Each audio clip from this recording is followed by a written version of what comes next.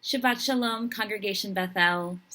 One of the things that I'm most proud of our community is our commitment to looking outward and to serving those in need. We are a community that doesn't just read words of Torah, but strives to live them, to live those moral values with those around us. And I think it's understandable that we and so many others, I think in the last weeks, have been looking inward much more, caring for ourselves, caring for our families, trying to get through each day.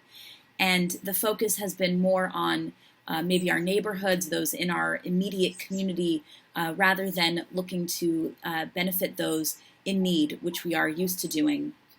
In this week's double portion, Bahar B'chukotai, we complete the reading of the book of Leviticus and receive a very interesting mitzvah, the mitzvah of Shemitah. The text teaches, Sheish shanim tizra sadecha, v'sheish shanim tizmor karmecha, ve'asafta et tevuata. 6 years you may sow your field, and 6 years you may prune your vineyard and gather in the yield. But on the 7th year, B'shana hashvi'it, you shall have a Shabbat Shabbaton Ladonai. That is a Sabbath of complete rest for the land, for God. We're talking about the 7-year agricultural cycle on which the land of Israel exists. That we work the land and we gather from the land, we benefit from the land for 6 years, and on the 7th year, we let the land lie fallow, Shemitah. This is a mitzvah for God. It's testifying that the earth belongs to God, the land, all of our blessings, our fruitfulness, everything that we get to reap, all belongs to God, and we get to enjoy those blessings. But in truth, they are not our own. Rabbi Meir Simcha of Dvinsk, a 19th century sage from Lithuania, taught that the 6 years of Shemitah, the first 6 years, parallel the 6 days of creation.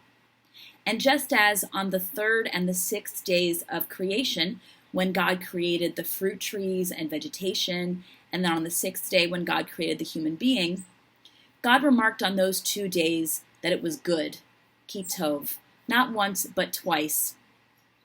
And so too, in the 3rd and the 6th years of the Shemitah cycle, we are taught to give a maaser ani, that is, a tithe to the poor.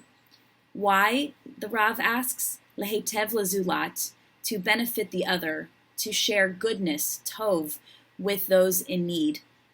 And so I invite you to look at the bottom of this weekly email for the myriad of social action opportunities, inviting us to look outward, to share our blessings, to share what we have and all that is good with those in need.